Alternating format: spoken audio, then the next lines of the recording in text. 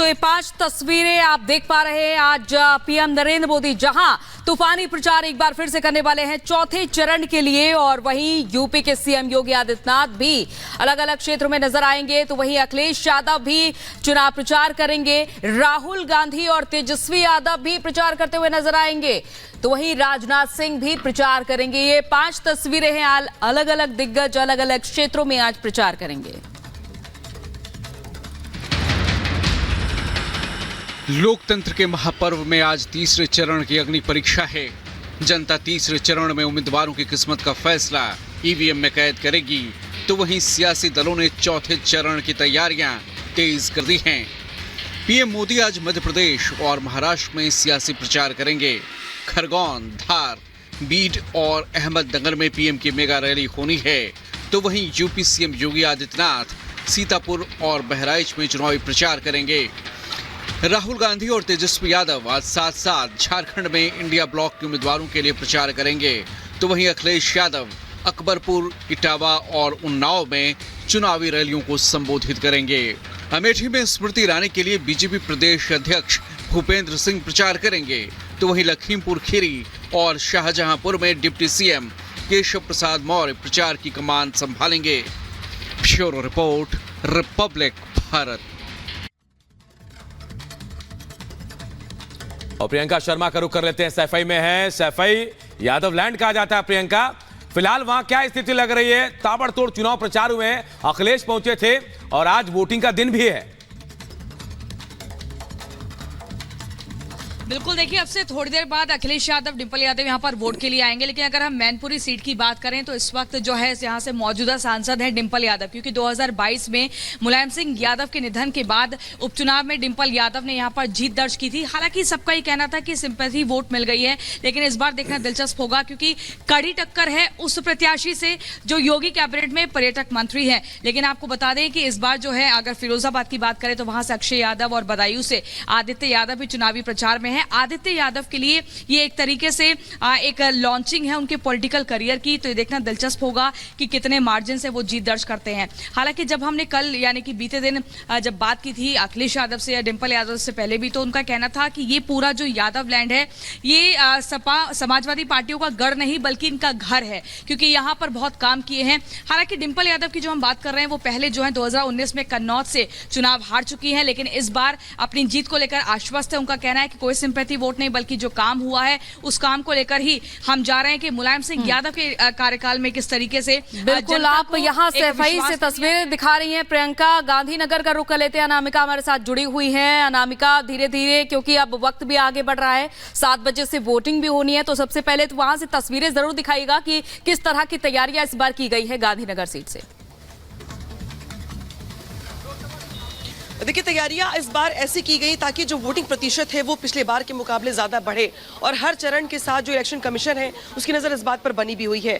जहां पर मेरी मौजूदगी थोड़ा ये हाई प्रोफाइल जोन है, ये सेंटर है, क्योंकि खुद देश के गृह मंत्री अमित शाह यहाँ पर वोट डालने के लिए आ रहे हैं। हालांकि अभी चूंकि जब तक अमित शाह आ नहीं जाएंगे तब तक हमें अंदर जाने की परमिशन नहीं दी जाएगी, क्योंकि अभी अंदर चेकिंग की जा रही है। इसके अलावा चूंकि इसको सब जोनल ऑफिस भी बनाया गया है, लिहाजा ये पुलिस के लिए भी एक बड़ा सेंटर है।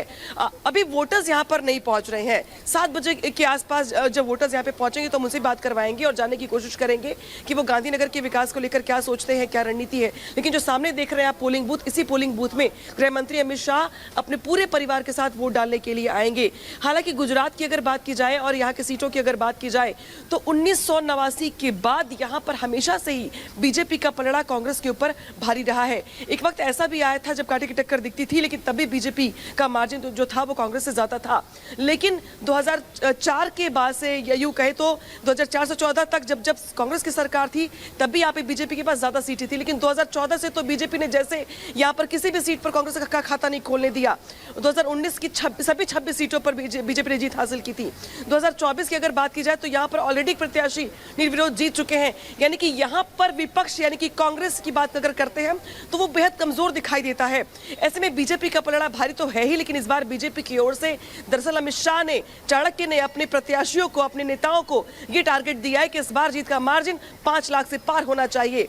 इस बार लिहाजा नजर इस बात को भी लेकर के है। बिल्कुल बिल्कुल अनामिका, क्योंकि इस बार भी वहां चुनाव और एक चरण में ही गुजरात में पूरे चुनाव होने हैं, तो तैयारियां हैं। वापस आप लोगों के पास लौटेंगे जब मतदान की प्रक्रिया शुरू होगी, तब भी आपसे अपडेट लेंगे। फिलहाल बहुत बहुत शुक्रिया प्रियंका शर्मा आपका और अनामिका सिंह काली आपका बहुत बहुत शुक्रिया। और चलिए आगे बढ़ते हैं और देखते हैं 2 मिनट में भारत।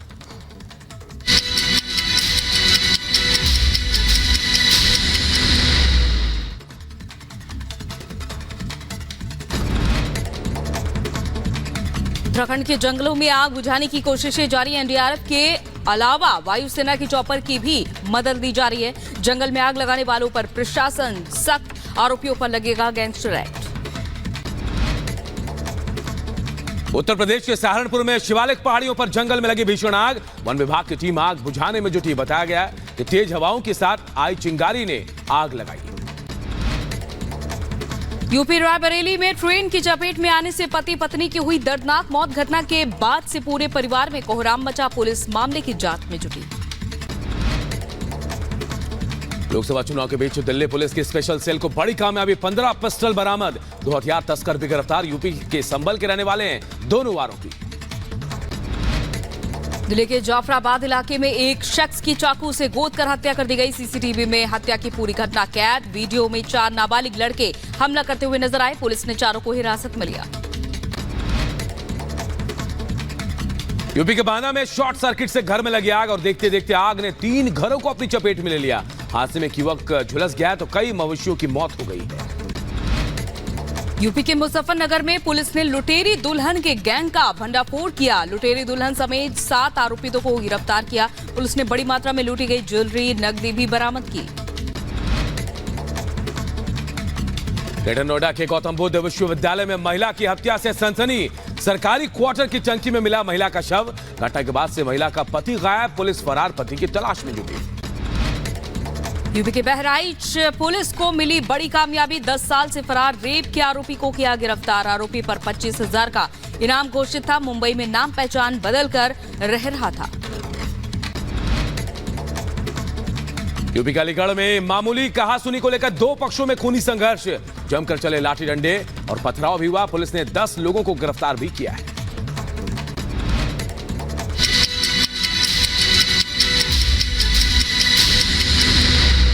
जबकि कांग्रेस के 68 उम्मीदवार अपनी किस्मत आजमा रहे हैं।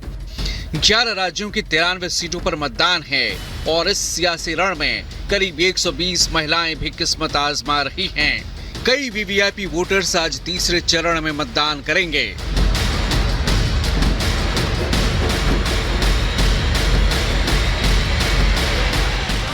आज तीसरे चरण में गुजरात की 25, कर्नाटक की 14, महाराष्ट्र की 11, उत्तर प्रदेश की 10, मध्य प्रदेश की 9, छत्तीसगढ़ की 7, बिहार में 5, पश्चिम बंगाल और असम में 4, गोवा में 2, दादर नगर हवेली और दमन दीव में 1-1 सीटों पर मतदान होना है।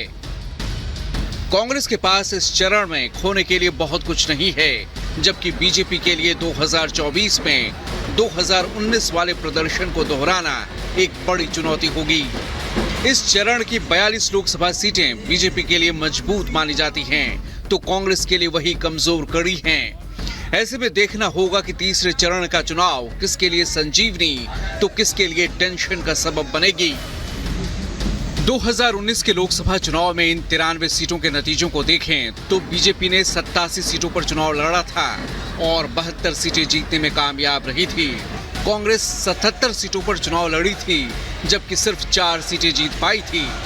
तीसरे चरण में ऐसी सीटों पर चुनाव हो रहे हैं जहां पर बीजेपी का सियासी ग्राफ तेजी से आगे बढ़ रहा है, तो कांग्रेस का दायरा सिमटता जा रहा है। तीसरे चरण में गुजरात की गांधीनगर, महाराष्ट्र की बारामती, एमपी की राजगढ़, यूपी की मैनपुरी पर सबकी नजरें होंगी, क्योंकि गांधीनगर में चुनावी मुकाबला बीजेपी उम्मीदवार अमित शाह और कांग्रेस के सोनल पटेल के बीच है, तो वहीं बारामती में सुनेत्रा पवार और सुप्रिया सुले के बीच मुकाबला है। राजगढ़ सीट पर दिग्विजय सिंह और रोडमल नागर, जबकि मैनपुरी में डिंपल यादव और जयवीर सिंह के बीच सीधा मुकाबला है।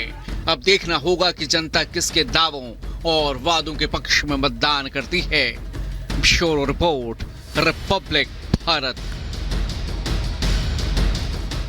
तो जनता किसके दावों और किसके वादों पर मतदान करेगी, आज ये देखना होगा। और हमारे सहयोगी अलग अलग जगह से हमारे साथ जुड़ चुके हैं, आप देख रहे हैं आपकी टीवी स्क्रीन पर। सबसे पहले रुक कर लेते हैं गांधीनगर का, जहां से अनामिका सिंघाली हमारे साथ जुड़ी हुई हैं। अनामिका, वहां से फिलहाल क्या कुछ अपडेट है और इस बार के समीकरण वहां पर क्या कुछ कह रहे हैं? देखिए, ये यहाँ पे बीजेपी के चाणक्य का गढ़ माना जाता है। बीजेपी के चाणक्य अमित शाह और अमित शाह का गढ़ गांधीनगर, और यहाँ मेरी मौजूदगी। हालांकि देखिए, जिस तरीके से सुबह 6 बजे का वक्त है, सिक्योरिटी गार्ड्स यहाँ पे देख रहे होंगे आप, सब जोनल ऑफिस बनाया गया है इसे, क्योंकि देश के गृह मंत्री अमित शाह खुद यहाँ पर वोटिंग करने के लिए आ रहे हैं। अगर हम इस सीट की बात करते हैं या पूरे गुजरात की बात करते हैं, तो गुजरात की 26 में से जो एक सीट थी सूरत की, वो बीजेपी निर्विरोध जीत चुकी है। 25 सीटों पर आज वोटिंग हो रही है, और इनमें से आज गांधीनगर सीट पर भी वोटिंग हो रही है। ये नारायणपुरा स्कूल है, जहाँ पर अमित शाह को कुछ देर बाद वोटिंग करने के लिए आना है। 9 बजे का समय होगा जब अमित शाह पूरे परिवार के साथ यहाँ पर वोट डालने के लिए आएंगे। बड़ी बात दरअसल ये है कि ये बीजेपी का गढ़ इसलिए भी रहा है क्योंकि जब कांग्रेस की सरकार भी थी तब भी बीजेपी यहाँ पर अब कांग्रेस से ज्यादा सीटें जीतती रही है।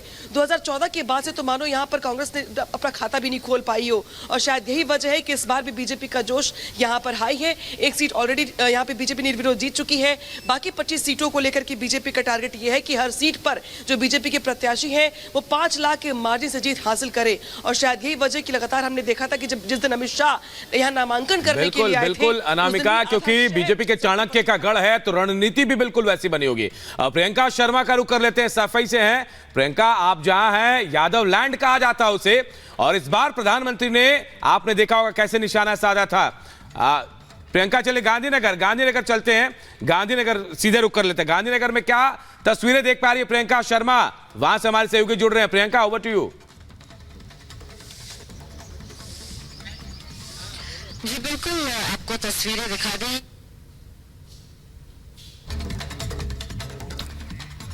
तो अहमदाबाद से प्रियंका शर्मा फिलहाल हमारे साथ जुड़ी हुई थी, लेकिन उन तक शायद हमारी आवाज नहीं पहुंच पा रही है। अब सफाई का रुख कर लेते हैं। प्रियंका शर्मा हमारे साथ जुड़ी हुई हैं। फिलहाल प्रियंका, मैनपुरी भी आज काफी इंपॉर्टेंट सीट है, तो यहां पर क्या कुछ देखा जा रहा है फिलहाल?